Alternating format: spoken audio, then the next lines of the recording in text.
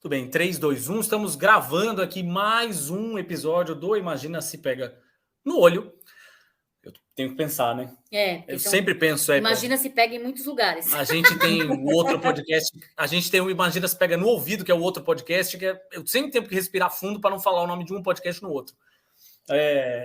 Bom, aqui a gente voltou a falar sobre fazer acho que uns 3 episódios. Não, acho que faz uns 3, na verdade, uns 3 episódios que a gente não falava voltava a falar sobre cultura, né? Ah, sim. A gente falou muito sobre política. A gente estava muito falando sobre política e economia e coisas assim, mais cabeçudas. não que o assunto de hoje não se Seja permita cabeçudo. Cultura ser também cabeçudo, é cabeçudo. Vamos lá. Mas, enfim, a gente tá aqui com uma pessoa que eu já queria ter trazido neste podcast outras vezes. A gente já tinha pensado nela em outras vezes, em outros assuntos. A gente já tinha falado sobre trazê-la para o outro podcast, para o Asterisco, que era o nosso podcast da época do Judão. Mas finalmente nós a trouxemos aqui, e é muito curioso para mim, na verdade, que a gente esteja conversando com ela neste momento, em particular, que eu leio o trabalho dela desde sempre. Sim. E, obviamente, nós temos uma relação que não é uma relação só de distante, assim, enfim, porque eu trabalhei com o marido dela, então nós estamos mais próximos do que parece. Já nos encontramos em mesa... se conhece há muitos anos, né, Thiago? Muito. A gente se encontrou em mesa de bar, na verdade, né? Enfim. E é muito engraçado a gente encontrar ela aqui hoje, sendo que ela passa muito pela nossa TV. Hoje. No dia de hoje, ela aparece muito na nossa amiga TV que ficou famosa. Aparece aqui no nosso YouTube, na TV. Não, a vida é muito estranha. Ela dá umas voltas. Dá umas voltas. É maravilhosa. Boa por causa disso, né? Pela voz, vocês já estão escutando aqui, a gente está falando com a Isabela Boscov. Isabela, seja muitíssimo bem-vinda ao nosso Imagina Se Pega no Olho. Muito obrigada, Thiago. Muito obrigada, Gabi. É um prazer estar aqui com vocês. Isabela, tem uma... Bom, foi como... O assunto não vai ser esse, mas, obviamente, a nossa ideia para esta discussão foi um vídeo que a gente assistiu seu e a repercussão que ele teve. Eu falei, opa, aqui tem jogo. Porque a gente já tinha... Em um certo momento, eu vou ser essa pessoa. Se vocês me permitem, eu vou ser essa pessoa. Eu vou me parafrasear, tá? Deixa eu ver a data aqui, mais exatamente... Foi em 2015. Olha só, nós estamos em 2023. Em 2015, eu publiquei um texto no Judão, que é um texto com um título... Ele é uma espécie de, talvez, recriação de um texto que eu tinha escrito no Judão antes, inclusive. Eu tive uma coluna antes de qualquer coisa, eu virei editor no Judão, aquela história toda, Piriri Pororó, quem ouve aqui já sabe.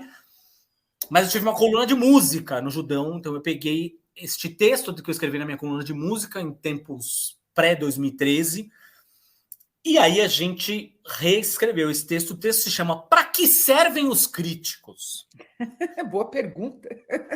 Eu vou usar aqui uma frase minha, porque eu vou me parafrasear, abre aspas, para mim mesmo. Para servirem como uma espécie de bússola, uma orientação, uma opção, mas nunca como verdade definitiva. Fecha aspas. Veja só. Isabela, a minha pergunta para você... Pois é, minha pergunta para você é justamente essa. O título do artigo, para a gente começar a nossa conversa aqui. Para que servem os críticos? E aí vale para tudo. Claro, a gente conhece a Isabela... Que é crítica de cinema. Crítica de cinema e de séries. Ela também fala sobre séries lá no canal. Mas, enfim... Mas nós dois, por exemplo, atuamos como críticos de música. De quadrinhos. Sim, eu sou crítica de quadrinhos, então, assim, de cinema, de quadrinhos, enfim, é isso, crítica cultural. Para que servem os críticos? Vamos lá. Eu acho que, antes de mais nada, o crítico serve para iniciar uma conversa, tá? Uma conversa que talvez contenha um pouquinho de dissonância, tá? A origem da palavra crítica, aliás, vem de crise, quer dizer, a ideia é provocar uma pequena crise, tá? Não necessariamente, eu não estou dizendo que o papel do crítico é sempre discordar do consenso, tá? Mas introduzir outras ideias numa conversa. Eu acho que hoje em dia, por exemplo, como tem muito vlog, muito canal de pessoas que resenham filmes, resenham séries, resenham quadrinhos, tudo mais, e essas pessoas são entusiastas, às vezes, de alguma coisa que ou de, não sei, um grupo de super-heróis ou qualquer coisa do gênero.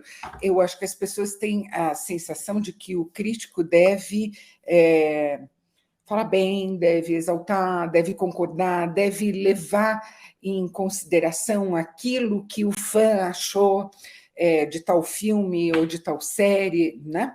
E, na verdade, não é isso. A ideia é uma opinião com uma certa distância, tá?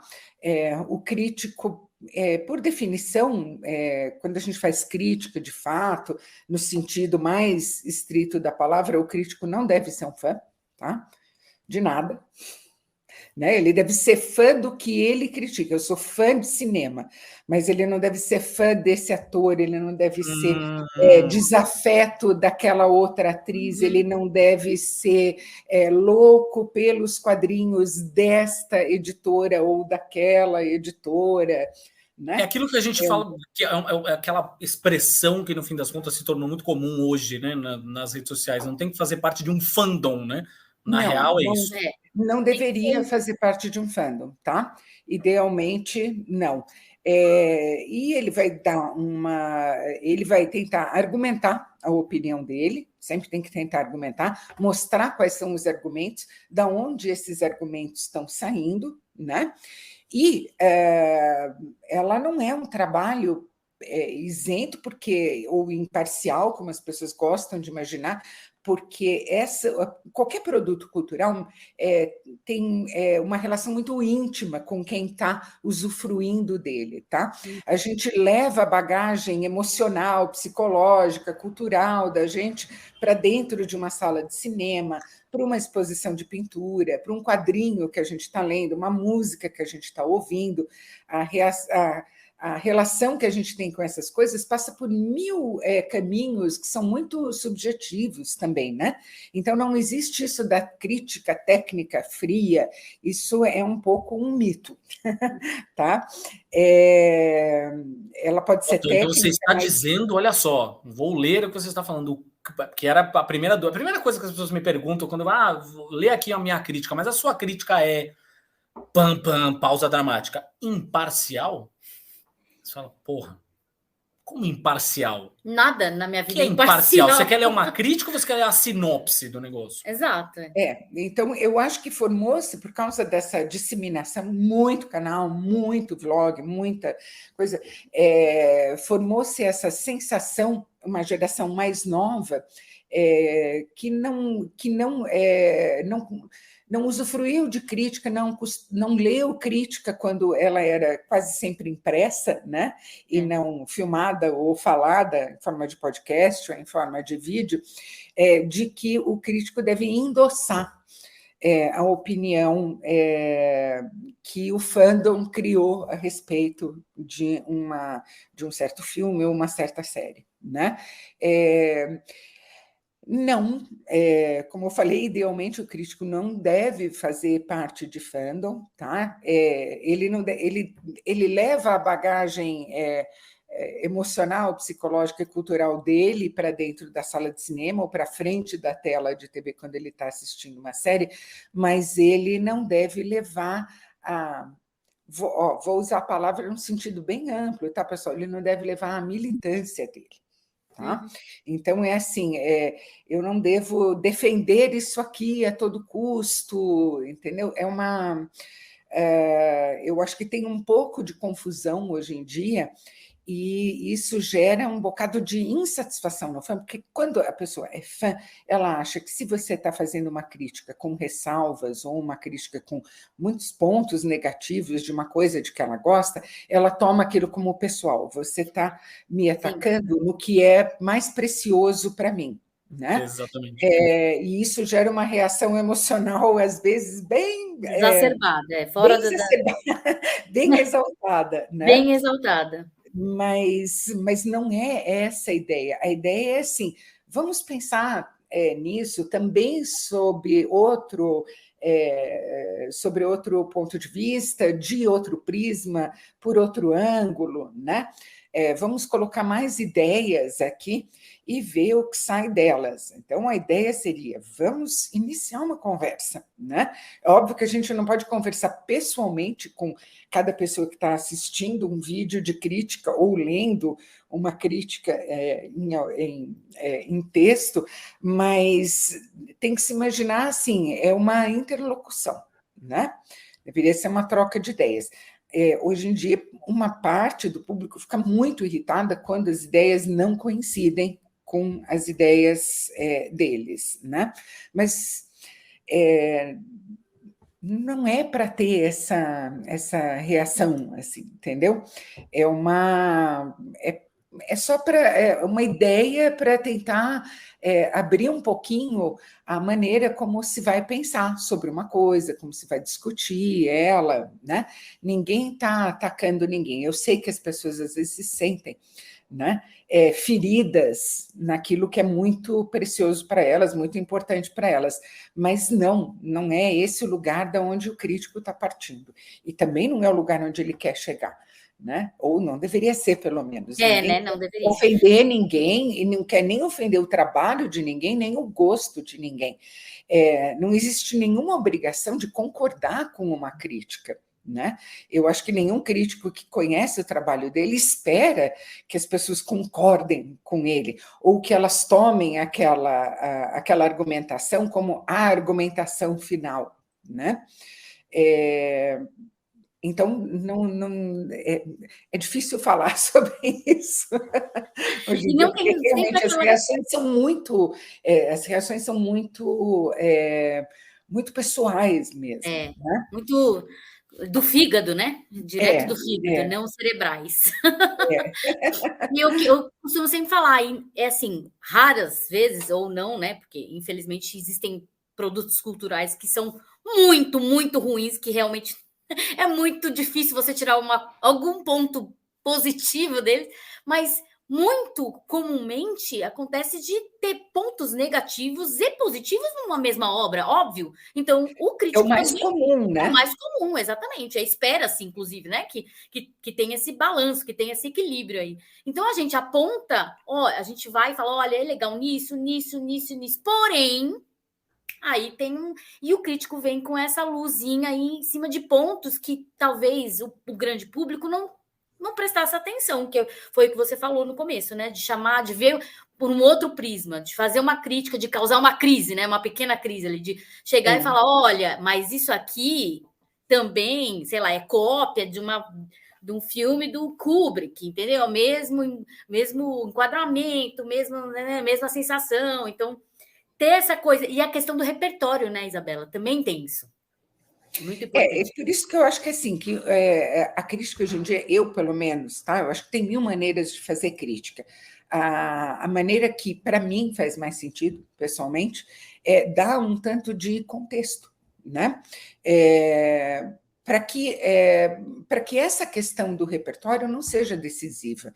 Eu tenho absoluta confiança de que, quando as pessoas têm as mesmas ferramentas na mão, ou elas têm o mesmo texto ali na mão, tá? A mesma sinopse, digamos assim, do que está por trás daquilo, elas são capazes de argumentar no mesmo nível, não é? Né? Se a gente fosse dizer, mas essa crítica é só para quem tem repertório, ou só para quem não tem, não, é uma maneira de fazer, tá? Mas eu acho que a conversa pode ficar mais produtiva quando você cuida de fornecer um pouquinho o contexto, enfim, de suprir aquele repertório, né? Senão fica hermético, né? Inclusive, assim, eu sempre faço questão de dizer, quando eu estou fazendo, por exemplo, uma adaptação de um filme que é uma adaptação de uma coisa de quadrinhos, dizer assim, eu não conheço o quadrinho, tá? Então, eu não vou dizer, não vou falar deste filme, como boa ou má adaptação, porque eu não tenho essa informação, eu vou falar dele como filme, né? O que é engraçado é o seguinte, na verdade, eu acho que as pessoas têm um desejo muito grande de que a opinião delas seja reafirmada, Né? Não, infelizmente, não só nas críticas, né?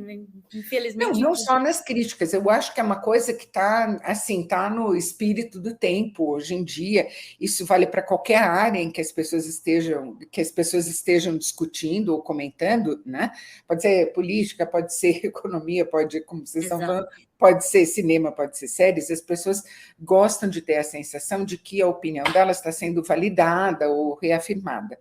Tudo bem, é lógico, é muito reconfortante isso acontecer, não tem nada de errado com isso.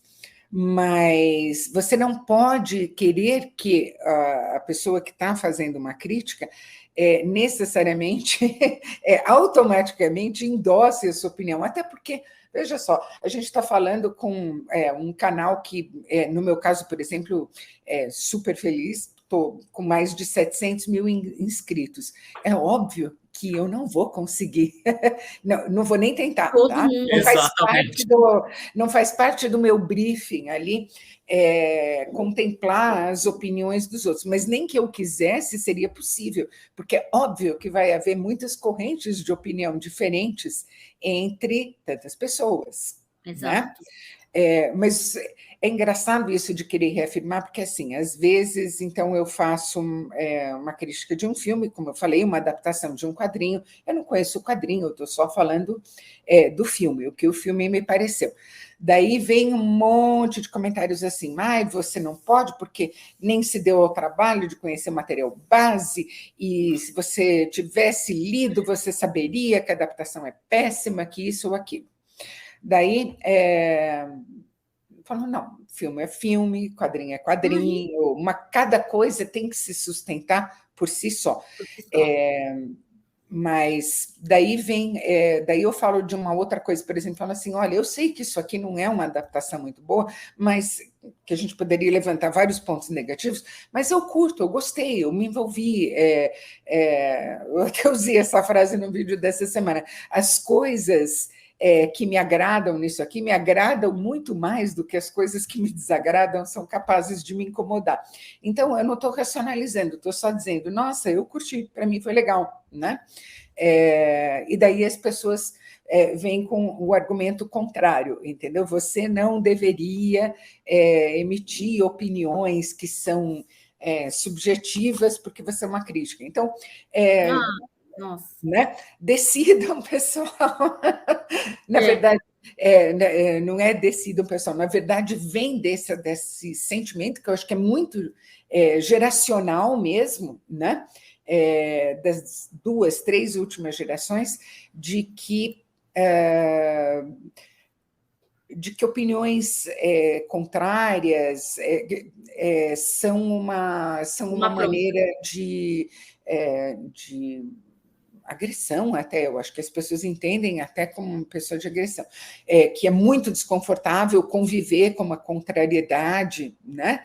E daí elas reagem de maneira igualmente emocional, porque é onde está tocando nelas, né? O Zanin, Luiz Zanin, nosso querido crítico do Estado de São Paulo, ele tem um texto muito legal chamado A Arte da Crítica. Você que está ouvindo aí pode procurar depois.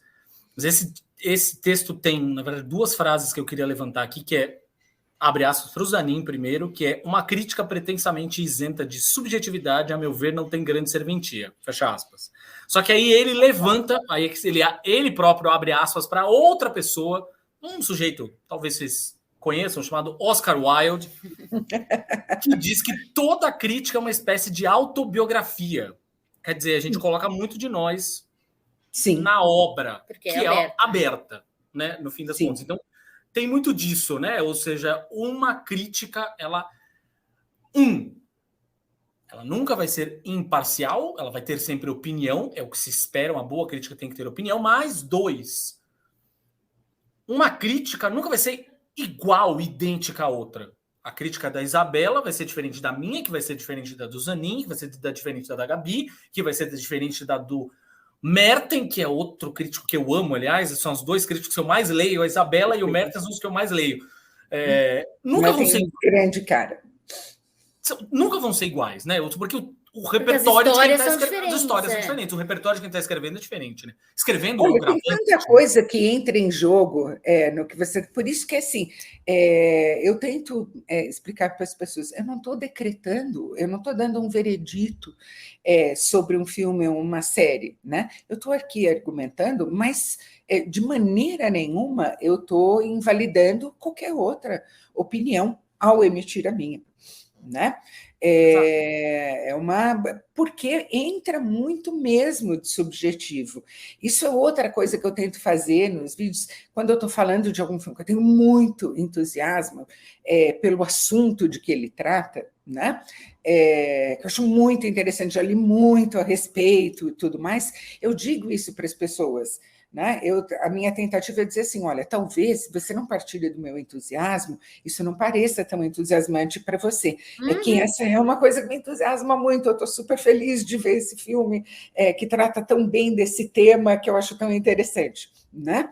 É uma maneira de dizer para as pessoas qual é o viés que está em jogo ali e qual o grau de inclinação dele. Exato. Já estou avisando que eu sou, né? Tipo, já estou avisando que eu estou entendo. avisando que esse é um assunto que me interessa imensamente e por isso eu estou falando dele com tanto calor. Talvez para você esse calor não exista, não aconteça na hora que você for ver, né? Assim, eu acho que a minha tentativa, às vezes mais bem-sucedida do que em outras vezes, é sempre deixar esse espaço, né? Dizer assim, olha, tem um monte de espaços aqui que as pessoas devem e podem preencher com a opinião delas, né? A minha opinião é embasada? É embasada, crítica é uma coisa que a gente exerce com um monte de ferramentas teóricas que a gente adquire ao longo dos anos, é algo que se estuda, tem métodos, né, para aplicá-la, tudo mais, mas tem todo esse fator subjetivo e eu quero deixar isso claro. Né? Então, o fato de eu estar analisando dessa maneira, com esses argumentos, não significa que eu estou dando um veredito, isso é bom ou isso é ruim. Né? Eu lembro, Isabela, para mim, é bom para mim. Eu falei aqui dentro de casa, inclusive, a Gabi não me deixa mentir. Nessa coisa toda do Barbieheimer, a gente foi assistir Barbie na exibição para a imprensa e depois a gente levou filhotes para assistir e tudo mais, que aí tem outro recorte, né? Mas a outra parte do Barbieheimer, que era o Oppenheimer, eu confesso que eu não estava talvez muito empolgado para assistir. Gosto do Nolan até a página 2, tenho algumas questões, enfim, mas eu não estava muito empolgado até ver o seu vídeo. Eu assisti o seu vídeo, a hora que eu assisti, eu falei, ok, acho que agora eu quero ver esse filme. Acho que agora eu tenho real vontade de assistir esse filme. Tá aí um exemplo de uma coisa assim, eu conheço bem essa história, eu li biografias de vários dos caras que participaram, é uma coisa com a qual eu tenho familiaridade e tenho interesse. Então, eu tentei dizer isso também, assim, ei, este é um assunto que me empolga, entendeu? Talvez para você desconte, mas o que eu acho engraçado os 2 vídeos deram muita audiência, né? Porque essa foi uma semana, tem sido um período aí, 2, 3 semanas, muito feliz para o cinema no período pós-pandemia, né? Eu acho que, independentemente de qualquer outra coisa, eu achei fantástico que tantas pessoas tenham se animado aí ao cinema como um programa, como um acontecimento na vida delas. Eu achei isso muito, muito bacana, porque isso estava meio perdido nos últimos anos. Mesmo antes da pandemia, o streaming já tinha tirado esse caráter um pouco da ida ao cinema, né? Esse tipo de reação acontecia com o filme de super-herói, porque eles têm fandoms muito grandes, então as pessoas vão ver, mas com filmes que não tem nada a ver com esse universo, né? Isso não acontecia, olha, há um tempão. Então, primeiro, isso me deixou muito feliz. A segunda coisa que eu achei muito interessante é a quantidade de pessoas que comentaram no canal. Lógico que algumas não gostaram de Oppenheimer, acharam o chato, ou isso ou aquilo, mas a quantidade de pessoas que comentaram dizendo assim, nossa, eu saí chapado do filme, entendeu? Eu saí completamente louca do filme, eu não parei de pensar no filme. Então, me surpreendeu, né? Eu achei muito bacana isso, porque ele não é um filme, lógico, Barbie é um filme muito acessível, né? É muito fácil. Muito didático. Gostando ou não do filme, ele é um filme que dá muita brecha, né, para o espectador entrar. Oppenheimer é um filme que dá menos brecha, né? Tem muito diálogo, as pessoas não gostam muito de diálogo hoje em dia, do diálogo como uma forma de ação, né? Tem gente que não gosta do Nolan mesmo, gosta só até a página 2, tal. Tem uma pessoa muito querida minha que diz que não aguenta as nolices que o Nolan são nolices, Nolan sendo Nolan, né? Quando ele fala algumas coisas, ele fala, meu Deus, é o Nolan, é coisa do Nolan. Mas eu gosto mais do Nolan do que vocês, por exemplo. Eu gosto. O Thiago, talvez não. Eu gosto mais. Essa aqui é uma rusga. Uma rusga, para você ver como dá para você conviver com pessoas, inclusive estou casado com uma pessoa que tem opinião completamente diferente da minha quanto ao cinema. Total. Sim. Não, o Guilherme e eu também. Exagero, né? Tem coisa, por exemplo, Homem de Ferro 3. Odeio. Aqui é maravilhoso. Incrível. Eu acho legal. Eu estou no meio do caminho. Estou no meio do caminho aí. Aqui em casa também, lógico, tem coisas que eu amo e o Guilherme detesta, vice-versa, entendeu? Tem coisas que ele acha incríveis, eu acho chatíssimas. E, no entanto, a gente adora ver essas coisas juntas. Né? Porque é diverso, né? Tipo, a opinião é diversa, uma opinião contrária, uma pessoa que vai chamar uma atenção para uma coisa que talvez com o ranço que você se instalou ali nem teria prestado atenção, né? Porque a gente instala o ranço e vê a coisa mais ou menos no automático. Ai, meu Deus, que chatice esse cara.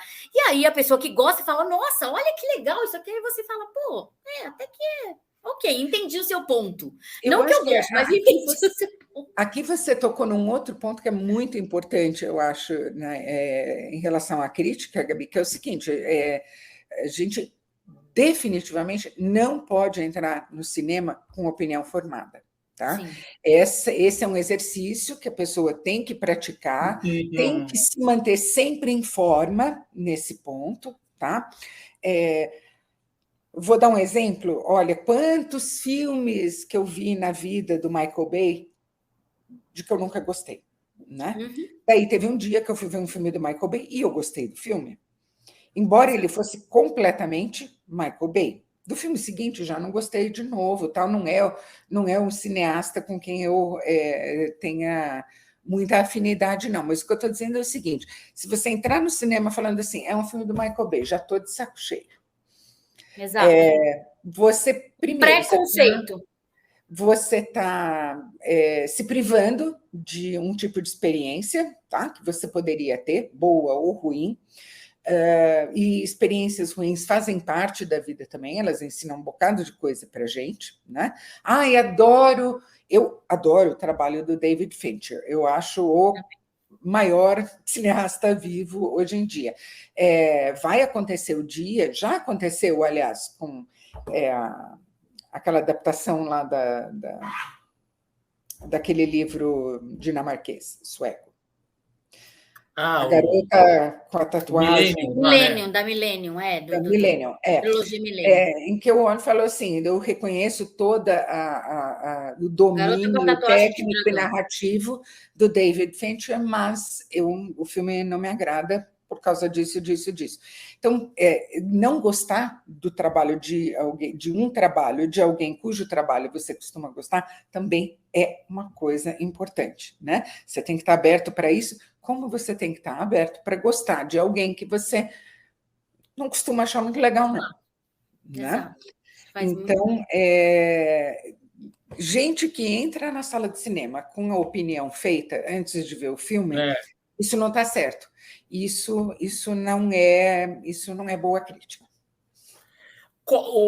Isso, na verdade, a pergunta que eu vou te fazer até ela é um pouco já também para entender um pouquinho da tua trajetória pessoal. Qualquer um pode ser um crítico? Você acha que qualquer pessoa pode ser um crítico? E como é que começou, na verdade, o teu papel como crítico? Qualquer pessoa pode ser um crítico ou uma crítica, desde que a pessoa estude, se forme para isso. Eu não estou dizendo estudar formalmente, necessariamente, tá? A crítica pode ser adquirida de maneira autodidática também, né? Mas, como eu falei, tem ferramentas, tem parâmetros, a gente tem que conhecer quais são, tem que formar repertório, tá? Ser crítico de filme feito só de 2010 para cá não rola, entendeu? Daí, assim, eu não estou querendo ser... não estou querendo discriminar o trabalho de ninguém ou diminuir, mas dizer assim, toda arte, mesmo que seja uma arte que se mistura tanto com entretenimento como o cinema, né? Toda arte, ela é um todo, tá? Ninguém começa do zero e parte para 100, vai de 0 a 100, tá? Numa década. As coisas que estão sendo usadas hoje em dia por alguns cineastas são coisas que foram descobertas 100, 120 anos atrás, foram formatadas, é uma sintaxe que foi feita por outras pessoas ali atrás. As pessoas que estão fazendo filmes hoje em dia, se elas gostam também de ver filmes além de fazer, elas estão usando muito do que foi feito antes delas. Não é apropriação, é um tecido, tá? É da onde a gente corta a coisa. Cada um recorta de um jeito, mas é um tecido, é um todo, tá? Todo mundo tem que aprender com todo mundo.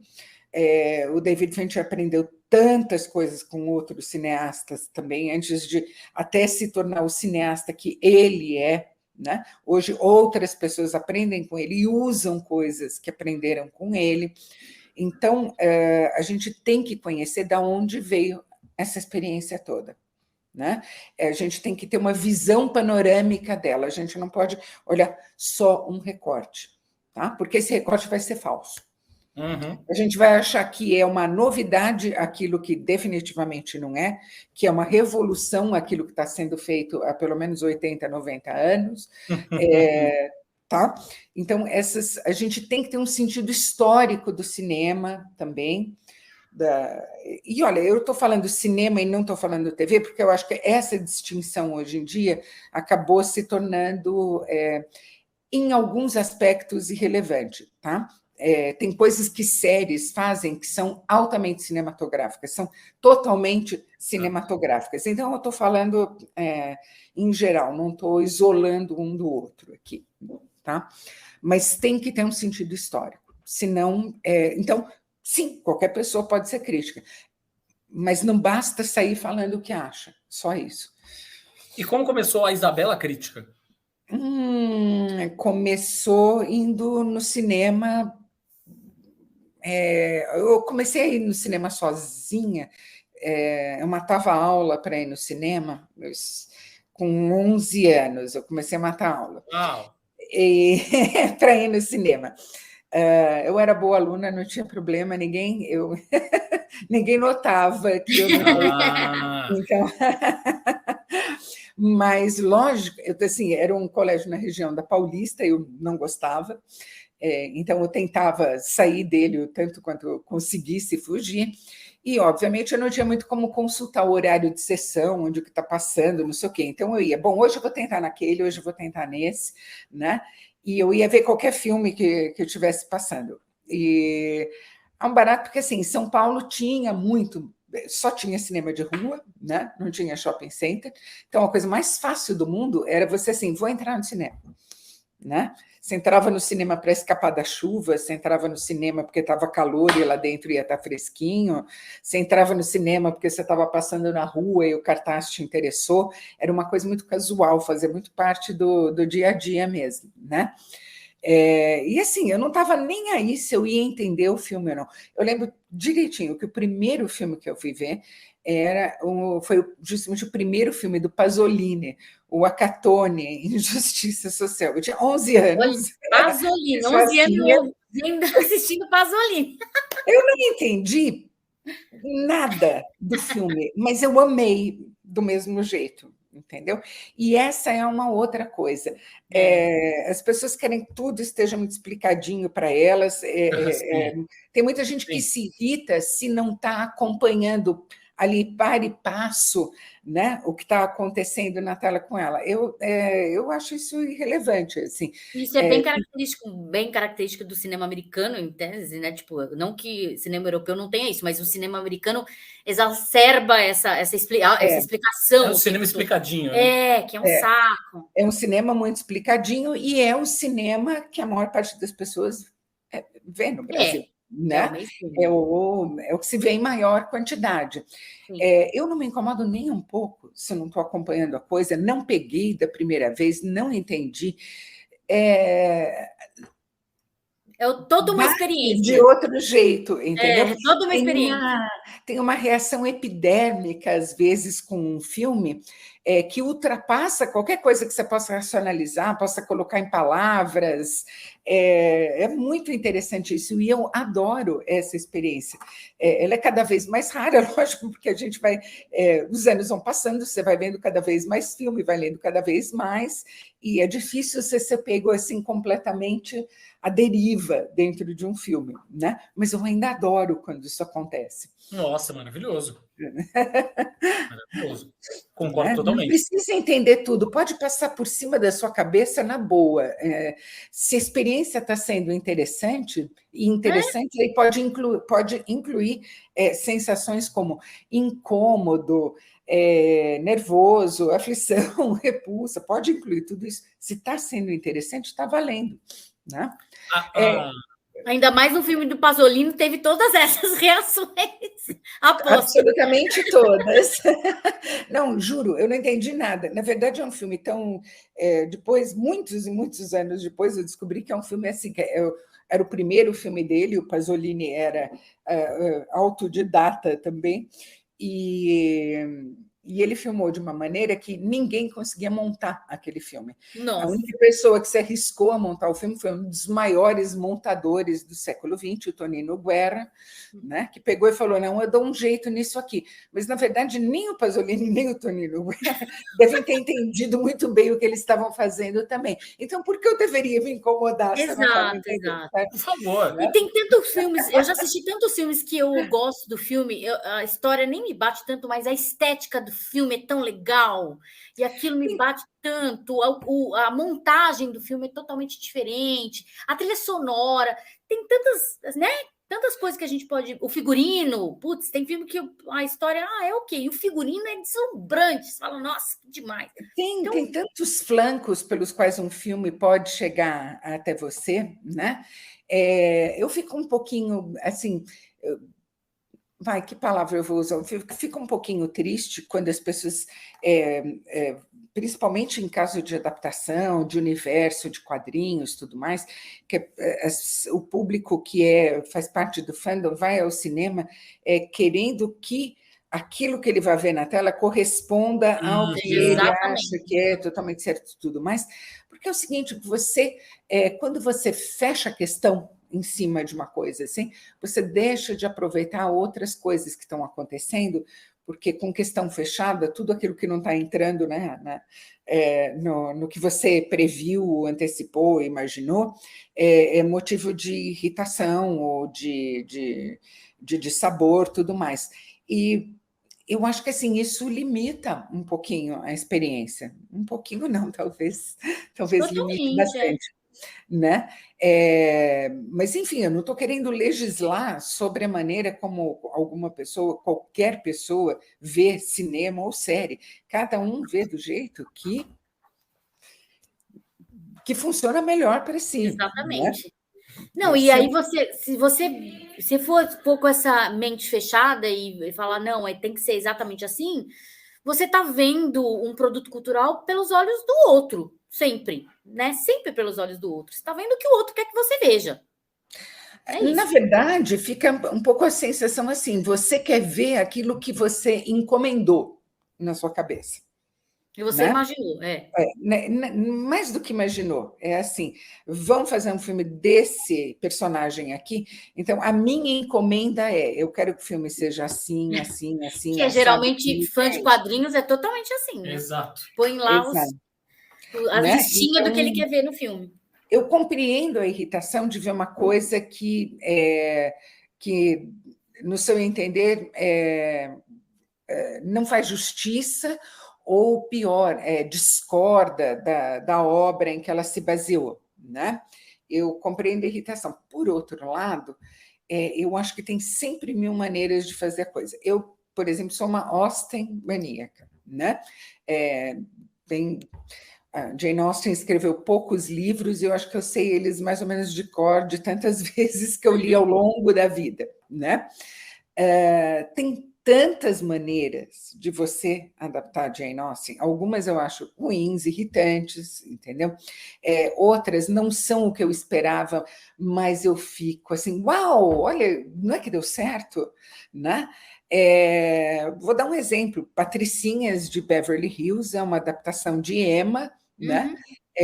Um dos livros da Jane Austen, e é genial como adaptação, né? Nem dão crédito para Jane Austen, é inspirado em, mas assim, é maravilhosa, é a melhor adaptação de Emma que eu vi. Maravilhoso aí. E a Patricinhas de Beverly Hills, né? Sempre tem mil maneiras de fazer uma coisa sem desonrar, sem agredir o material do qual você está partindo.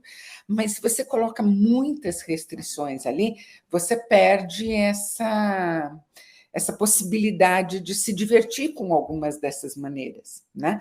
Olha, se tivesse que fazer tudo tal e qual o tempo todo, Shakespeare ele tinha encenado as peças dele ali até 1600 e pouquinho, tá? Quando ele seguiu trabalhando, e nunca mais, porque Acabou, não pode, né? Porque senão não seria original, exatamente.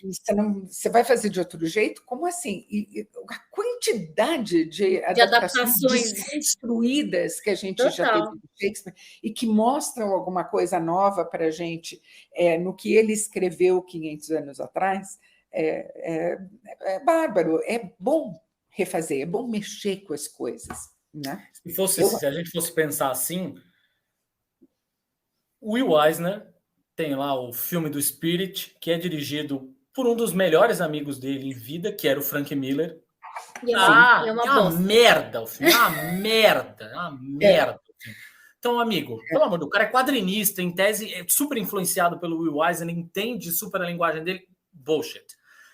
Isabela, o seu momento como crítica começou ainda na faculdade ou foi só depois que você foi trabalhar na Veja? Não, eu comecei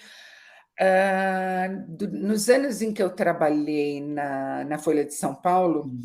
Os últimos, eu tive 2 passagens pela Ilustrada, foi o lugar pelo qual eu entrei, depois fui para várias outras editorias e daí foi o lugar pelo qual saí. Nessa fase em que foi o lugar pelo qual eu saí, eu já tinha começado, né? Mas não estava muito preocupada com isso, não. Eu gostava muito de ser fechadora, né? Eu tinha sido repórter, estava como fechadora e gostava bastante da atividade, mas daí me convidaram para ir para a revista 7. É verdade, você passou pela 7, é verdade. Daí eu fui redatora-chefe da 7 durante 5 anos, né? E aí, lógico, a coisa ficou totalmente dirigida para isso. De lá, depois que a 7 foi vendida e eu não fui com ela para o lugar em que ela ia, eu, durante uns meses, eu bestei ali por uns lugares da Abril, depois fui para a Veja, e na Veja, ali fiquei, né? Quanto tempo mesmo? Como staff, 16 anos, juntando o período de staff e colaboradora, 23 anos. Uau, uau. É. Você nunca chegou a fazer cinema, efetivamente? Não tenho nenhuma vontade. Ah, então significa que o crítico não é um artista frustrado, é isso? Pois é. Essa é a pergunta que eu mais ouço. Não, é a segunda pergunta que eu mais ouço. A primeira é a do crítico tem que ser imparcial e depois o crítico é um artista É um frustrado. cineasta frustrado, exatamente. Não tenho nenhuma frustração nesse sentido. Tive a oportunidade de experimentar um pouquinho na época que eu estava na faculdade, na ECA. A única coisa de que eu gostei na prática foi montar. Acho que eu tenho meio alma de editora mesmo, redatora e editora, então montadora tinha a ver, eu achava um trabalho muito interessante, uma parte muito interessante do trabalho. Mas, assim, vontade de, vou ser montadora, vou ser a próxima Thelma Schumacher, não mesmo. Né? Eu sozinha, num lugar escuro, vendo fotograma passar. Fotogramas.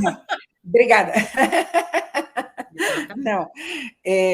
Então, não tenho nenhuma frustração nesse sentido. Deve ter pessoas que têm? Sim, deve ter gente de todos os tipos fazendo crítica, com todos que chegaram à crítica de mil maneiras diferentes. Essa talvez seja uma delas, certamente não é a minha. Né? Muito bem.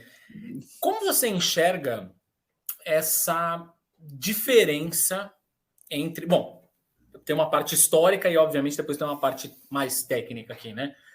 Como a Isabela saiu do impresso para ir para o YouTube? É a primeira coisa assim, que eu te pergunto. E já complementando isso, como é que você enxerga justamente essa diferença entre ser crítico numa plataforma e na outra? Ou não tem diferença alguma? Olha, primeira parte da pergunta, qual era mesmo? A história. Como você saiu de lá e foi para o YouTube? Olha, quando o online começou a virar uma parte muito importante do trabalho dos jornais e revistas, né? Isso lá no final de 2007, a Veja falou, precisamos ter vídeos e tal. O que você acharia de fazer resenhas de filmes em vídeo? Para alimentar o online, sem que isso interferisse com tudo que eu fazia para o impresso. Né? Eu falei, acho super interessante. Gravei 2 pilotos no final de 2007 e comecei a fazer os vídeos para a Veja Online no começo de 2008. Né? E me senti super à vontade. Depois a Veja abriu um canal dela no YouTube também. Esses vídeos começaram a ser colocados não só no site da Veja, mas também no YouTube e tudo mais. E daí, quando eu saí da Veja, eu achei, bom, agora então é a hora de eu fazer meu canal. Fiz um acordo com eles, posso levar os vídeos que eu faço para vocês como colaboradora para o meu canal? Pode, tudo bem. Então, mas sim, foi como eu comecei. Tem diferença ou não? Na verdade, é o seguinte, quando eu comecei em 2008, né, que eu falei isso. Aí eu já tinha pelo menos 20 anos de imprensa escrita. Tá? Nessa altura da vida, meu texto já estava tão estruturado, quer dizer, a maneira como eu escrevo, a maneira como eu penso, a maneira como eu tento expor um assunto já estava tão estruturada que na lógica que eu sigo para montar um texto, não tem diferença. O que tem de diferença? Eu posso ser muito mais informal do que eu seria num texto escrito, né? Num texto impresso não tem o menor sentido você dizer eu acho isso, eu acho aquilo, não é por aí, é só uma argumentação, você tem que ter uma tese, argumentação, conclusão. Esse é um texto escrito, né? Eu posso ser mais informal, eu posso fazer brincadeiras, tudo mais. Essa é a única diferença. Tá?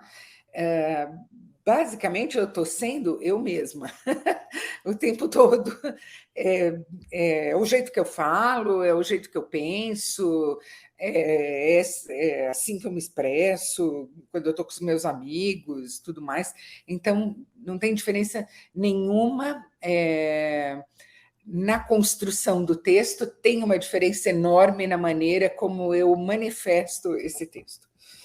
É mais ou menos por aí. Não sei se deu para entender. Muito. Muito. E como foi a reação? Porque assim, o feedback do impresso para o digital é um capítulo à parte, né? Totalmente. E aí, no como começo nem era tanto, né? Porque o canal era pequeno, tinha poucos vídeos, tinha poucos inscritos, você não sente o impacto. Rede social não era uma coisa tão dinâmica quanto é hoje em dia. Eu acho que, assim, quando o Twitter se popularizou, essas coisas se aceleraram muito, né? O Facebook era uma rede um pouco mais lenta na maneira como ela construía grupos de opinião. Mas a reação é muito imediata, ela atende muito mais ao pessoal, tanto para o bem quanto não para o bem, né? E tem uma coisa que pessoalmente ainda me causa. Eu nunca pretendi ser uma pessoa que alguém reconhecesse na rua, nada disso. Então, essa é uma parte complicada para mim, né? O fato de que você está muito mais exposto, né? Em todos os sentidos. Essa é uma parte que, para mim, ainda difícil. É um pouquinho mais difícil. Imagina. A gente, num último encontro, na verdade, em que a gente estava... Nossa, foi quando a Gabi conheceu o Guilherme, inclusive, a gente estava conversando sobre isso e até ele falou, pô, a Isabela virou figurinha do WhatsApp, olha aqui. Aí começou a mostrar as figurinhas. Muito louco isso, né? Ou seja... É muito estranho. Assim, é alguma coisa que aconteceu, sei lá por quê, entendeu? Eu nunca vou conseguir entender como aconteceu, por que aconteceu. Foi muito bom para mim, fez o canal crescer muito, né? Foi muito interessante, mas eu não saberia dizer para uma pessoa, olha, você quer que aconteça isso, então faz assim, sabe? Porque foi totalmente inexplicável, assim, não tenho a menor ideia de como. Eu acho que muito disso também, assim, analisando assim muito friamente, assim, muito de pronto, eu acho que muito, Isabela, tem a ver com o que a gente estava falando dessa nova geração. Eu acho que eles não estavam acostumados com esse tipo de crítica. Né, com o seu tipo de com a postura que você tem, exatamente como você falou, eu tenho um texto estruturado, eu tenho uma tese, eu defendo, que é coisa que o jornalista faz, que a gente é do nosso dia a dia. Mas eu acho que, como eles estão muito acostumados com críticas passionais, né, que não seguem muito um roteiro firme e estruturado, eu acho que eles falaram, nossa, olha o que ela falou ali, virou meme, achei engraçado que virou meme.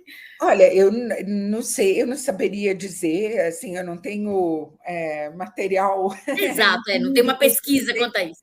Mas, assim, se for isso, então eu acho super bacana saber que tem pessoas mais jovens que gostaram da experiência de ter um ângulo diferente pelo qual olhar uma coisa, que talvez não fosse, que gostaram da experiência de ter mais informação sobre aquilo que elas estão vendo num filme e acharam que isso contribuía para a experiência delas de ver o filme. Eu acho isso super legal. Se for por aí, me deixa felicíssima, assim, né? Eu acho que tem que ser assim, né? Por favor. Para a gente ir encaminhando para os nossos minutos finais aqui da conversa, considerando o que a gente tem hoje agora, né, em termos de cenário de consumo de conteúdo, plataformas possíveis, a tal da inteligência artificial. Qual que você acha? A gente mal tem a natural e quer. Exato. Sim, exatamente. A falta da natural. Qual que você acha que é o papel do qual você acha que qual é o papel? Não, a gente perguntou no começo para que servem os críticos. Qual era o papel dos críticos? Então vamos lá. Qual você acredita que pode ser daqui para frente o papel de um crítico, Haja vista todas essas... levando em consideração o cenário que a gente tem hoje de plataformas, de multiplataformas, de pulverização de plataformas, e, obviamente, também essa questão envolvendo inteligências artificiais e demais. Eu vou dizer que, assim, que eu acho que o papel do crítico continua sendo exatamente o mesmo, mas eu acho que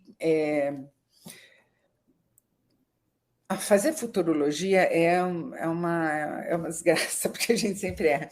Mas, assim, eu acho que talvez cada vez mais gente compreenda mal ou julgue mal, se ressinta do trabalho do crítico, porque isso acabou virando uma estratégia de estúdio, tá?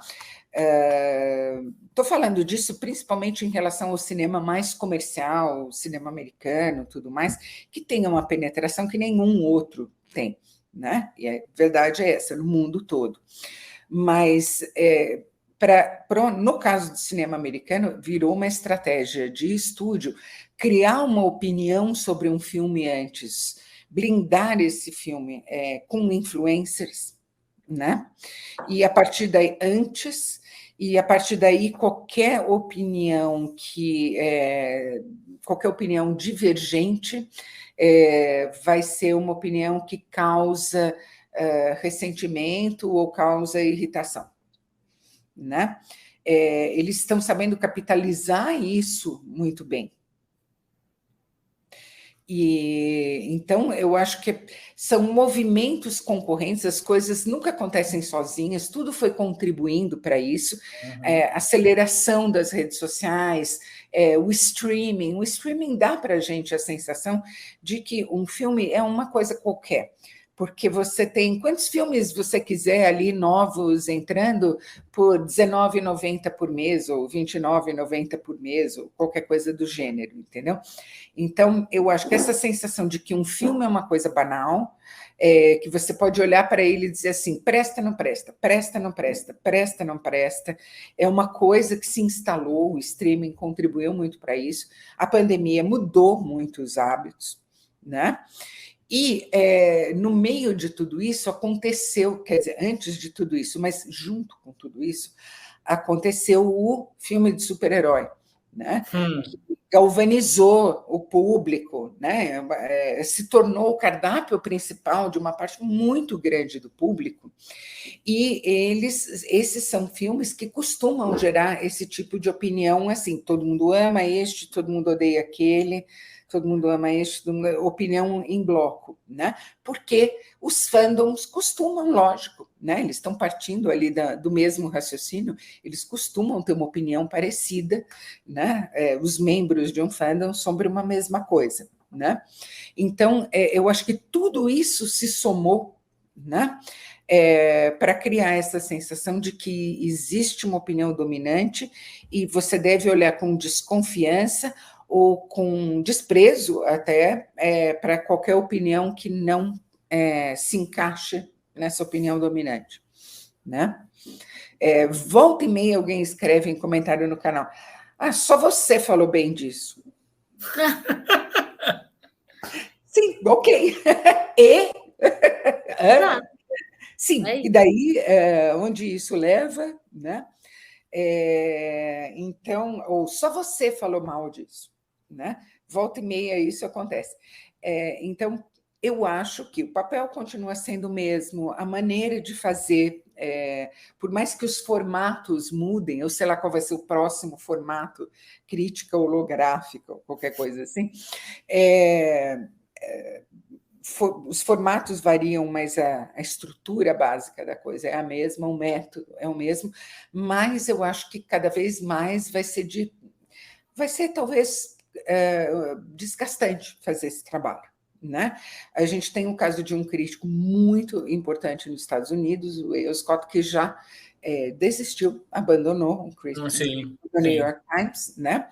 E escreveu um pequeno manifesto dizendo, né, como essa tirania da opinião consensual, como estava tornando impossível o trabalho, tudo mais. Eu não tenho essa mesma... eu acho que o meu entusiasmo pelo cinema e pela série supera esse sentimento com o qual não é fácil lidar, mas, enfim, isso já está acontecendo. Tem vários críticos que estão desistindo, né? Porque virou um ambiente, dependendo do caso, pode ser um ambiente hostil. Você, no caso do teu canal, você sente uma sensação de hostilidade ou ainda não é algo que te... Olha, depende muito do filme ou série que você está comentando e do que você está dizendo sobre aquele filme ou série, né? Sim, as reações podem ser bastante negativas em certos casos, né? Mas paciência, Thiago, vou fazer o quê? Vou dizer que eu gostei... se eu não gostei, ou vice-versa, não. Claro, né? Vou deixar de dizer gostei, mas tenho essas ressalvas, ou de não gostei, mas tem esses pontos positivos muito interessantes. Não vou... daí não teria o menor sentido eu estar fazendo o que eu estou fazendo. Né? Exatamente. Então, paciência. E achamos que tem muito sentido o que você está fazendo, continue fazendo. Obrigada. Muito obrigada. Isabela, queria te pedir, bom, primeiro de tudo, agradecer por este papo, pelo tempo que você está aqui com a gente. Queria, na verdade, te pedir, obviamente, agora, para dizer onde as pessoas te encontram. Acho que a pessoa que está escutando a gente aqui sabe, né? Sabe, mas vamos lá, vou ser protocolar aqui. É só colocar Isabela Boscov no YouTube, ou colocar só Boscov, vai vir. Se colocar Boscov, vai vir eu e uma loja de departamentos que tem nos Estados Unidos. Então é fácil descobrir qual é qual. Muito bem, muito bem. Tá? E você está nas redes sociais também? Eu estou de maneira muito discreta nas redes sociais, tá? É o YouTube mesmo, em geral. Às vezes eu faço um tweetinho sobre algo que eu acho interessante, sempre só a ver com cinema mesmo, alguma coisinha, mas assim, é uma participação bem eventual minha nas redes sociais. Muito bem. Para encerrar, de fato, então, quem escuta esse podcast sabe que a gente começa sempre fazendo um top 5 lá no começo, não sei o quê, e a gente encerra com dicas culturais. A gente está falando com uma crítica de cinema. Isabela, queria ouvir de você uma dica de um filme que você viu recentemente que você recomendaria. Olha aí. Pode ser no streaming. No streaming, alguma coisa recente que te acendeu os olhos. Assim. Nossa, que dificuldade. Espera um pouquinho. O que eu vejo tanta coisa que eu tenho dificuldade. Eu preciso fazer listas. Vi isso, aquilo. Eu vi 2 séries muito interessantes. Uma é totalmente dirigida e produzida pelo Danny Boyle, a outra é produzida pelo Danny Boyle e dirigida em parte por ele, tá? Uma que eu acho assim sensacional. Bom, eu estava viva e consciente quando tudo isso estava acontecendo. É uma série dele que chama Pistol, sobre os Sex Pistols. Muito bacana, elenco muito legal, a pegada muito legal. O Danny Boyle estava mais vivo e consciente ainda do que eu, porque ele é um pouco mais velho que eu. Nessa época, na Inglaterra, ele viveu tudo isso, ele está falando ali com conhecimento de causa, ele conhece essas pessoas, né? Muito bacana a série mesmo. E a outra, totalmente diferente, mas também, em boa parte a cargo dele, é Trust, tá? As 2 eu acho que estão no Star Plus, se eu não me engano. Eu acho que Pistol está no Star Plus também, não tenho certeza, mas deve estar. que é uma história que foi contada num filme 5 anos atrás, mas que é uma história tão incrível que merece ser contada de outro jeito, como é nessa minissérie, que é a do sequestro do John Paul Getty, o bilionário John Paul Getty, né? Em 1973, ele era o homem mais rico do mundo, sequestraram o neto dele de 16 anos, e o menino passou 5 meses amargando ali o pão que o diabo amassou mesmo, porque o avô não queria pagar o resgate. Uau. Né? Então, é um outro Succession, tá? Assim, pessoas muito ricas e altamente disfuncionais em razão dessa... Na verdade, pior que Succession, porque foi real, né? Tipo, é isso que... Sim, foi real. Olha, mas Succession eu já vi acontecer tantas vezes. Sim, é só o reflexo da realidade, infelizmente. Às vezes muda a escala, mas é assim, o que eu digo, olha, sim. Não sei, eu acho que se o pai deixou uma mercearia para os filhos e eles estão brigando por ela, é Succession, tá? Não importa muito a escala da coisa, tá? Tem um passar velho ali que está sendo disputado. Tem dinheiro envolvido, né? É o que vem à tona. Mas no caso dos Get, assim, bom, no caso do pessoal do Succession também, assim, a riqueza, esse poder absolutamente exorbitante que causa essa deformação nas pessoas. Elas são todas muito deformadas por dentro, né? E é muito bacana a série. Tem uma participação especial ótima, ótima, do Brendan Fraser, inclusive. Que demais. Muito bacana. Então, eu recomendaria as duas. Eu gosto do Danny Boyle. Eu acho que ele é um diretor tão dinâmico, eu acho que ele dirige com tanta alegria de dirigir que só parece no que ele está fazendo. Então, também gosto. É isso aí, Isabela, muitíssimo obrigado mais uma vez e posso contar para você que não vai ser a última, hein? Obrigada, Isabela. Imagina, com o maior prazer. Obrigada a vocês, Gabi, muito obrigada, Tiago, muito obrigada. Uma delícia conversar com vocês, né? Tiago, conheço de longuíssima data, mas a Gabi eu estou conhecendo agora. Prazer. Obrigadão. Prazer também. Tchau, gente.